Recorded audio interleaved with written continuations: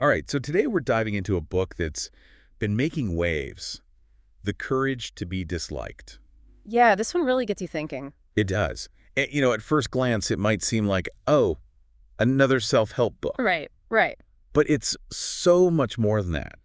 It's based on the philosophy of Alfred Adler. Who, just for our listeners who might not know, was like this groundbreaking psychologist, kind of a contemporary of Freud. Exactly. But Adler had a very different take on, you know, what makes us tick, what drives our behavior. Yeah, and the book presents these ideas in such a cool way. It's like a dialogue, almost a play. Yeah, between a philosopher and this young guy who's just, struggling with life, with big questions. And honestly, the format really works. You feel like you're right there in the room with them. Totally. You're eavesdropping on these really intense debates about happiness. Purpose, relationships, the whole shebang. And one of the most, mind-blowing ideas from the get-go, right? Hit me with it. The idea that happiness is a choice. Oh, yeah, that's a big one.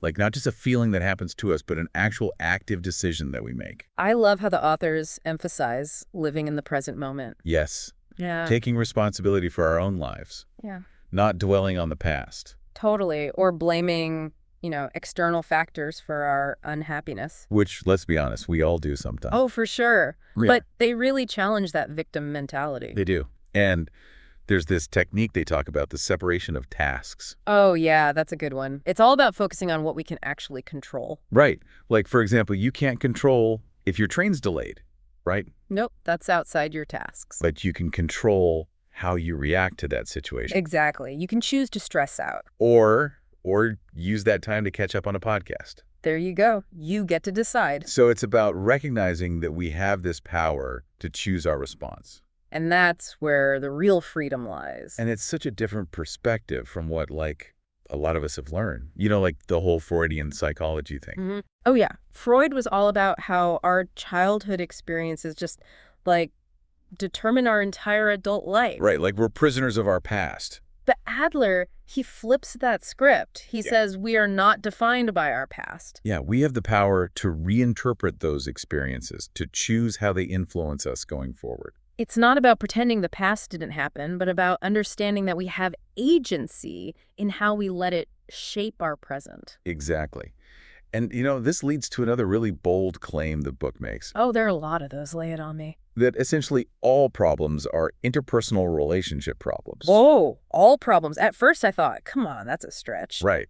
Like, what about, financial problems or health issues? The more I thought about it, the more it kind of clicked. It really does make you think. Like, how often are our anxieties and struggles rooted in comparing ourselves to others? Yes. Or desperately needing their approval. Or, constantly worrying about what people think of us. Yeah, and that need for external validation. Ugh, it can be so exhausting. And it can lead to so much unnecessary suffering. For sure. And it brings us back to that concept of separation of tasks. Oh, I can totally see how that ties in. It's like, if you're always trying to please everyone, you're taking on tasks that aren't yours to manage. Right.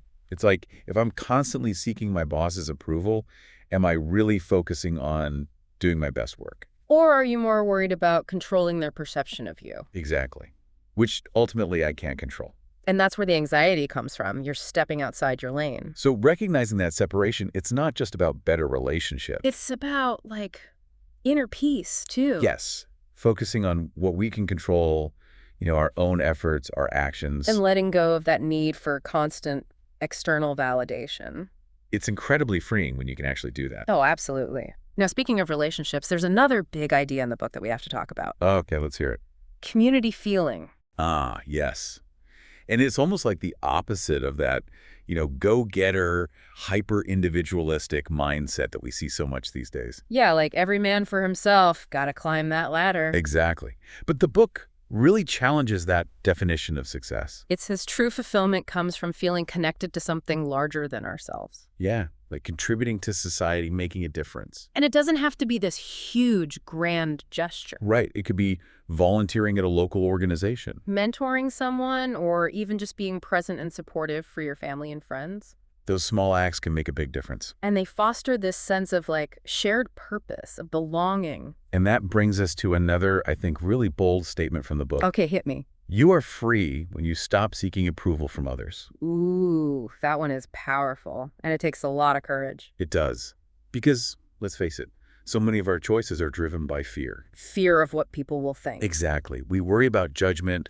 We try to fit in. And it can be incredibly limiting. It is. But when you can embrace that courage to be disliked, Oh, that's when you can really start living authentically, making choices aligned with your own values, regardless of whether they please everyone else. that must feel incredible. It does, and it connects so well with that other key idea we were talking about the present moment shaping your future. Absolutely. Instead of dwelling on past hurts or regrets, it's about focusing on today. Taking action, even small steps, to move towards the life you want to create. So it's not about ignoring the past, right? No, not at all. It's about understanding that the power of the past Mm. lies in how we choose to learn from it. Not letting it dictate our present or our future. And speaking of the future, one thing the book really encourages is What's that? living for yourself, not for recognition from others. Oh, I love that. It ties back to that community feeling thing. It does. Because when we contribute to the world simply because it feels meaningful, Yeah, not because we're chasing praise or accolades. we tap into a much deeper well of satisfaction. And it's more sustainable in the long run because it's driven by your values, by your purpose. Not by this constant need for external validation, which can be so fleeting anyway. Totally. So I think what we're seeing here is that, all these ideas in the book, they're all interconnected. They are. Choosing to live authentically, Yeah. Taking ownership of our lives, contributing to the world around us. All of that takes courage. Courage to stand out, to be different. And, courage to be disliked. Because not everyone's going to be on board with your choices. True. But personal growth, change, they often come with some discomfort. And, it's about having that courage to stay true to yourself. Even if it means facing disapproval from others. And I think that's where self-acceptance comes in, which is another key theme the book explores. Oh, yeah, self-acceptance is huge, but not in a complacent way. Right, not just settling. It's about acknowledging both our strengths and our weaknesses and still striving for improvement. So it's like we can work on becoming better versions of ourselves. Without being defined by, societal expectations or comparisons to others. Because ultimately, it's about believing in our own worthiness. And that's the foundation for a fulfilling life. Absolutely. So wow, the courage to be disliked, it really lays it all out there. It does. It's a call to action. It challenges us to choose happiness, to take ownership of our lives, and to embrace the courage to be disliked along the way. And it leaves us with a question, I think, a question that we all need to ask ourselves. Okay, what is it? If you truly believed you didn't need anyone's approval but your own, what would you do differently in your life? Wow, that's a powerful question. And honestly, there's so much more to explore in this book. Oh, tons. We've just scratched the surface. It's a deep dive for sure. You said it. So if any of this resonated with you, I highly recommend checking out The Courage to be Disliked. It might just change your life. It might.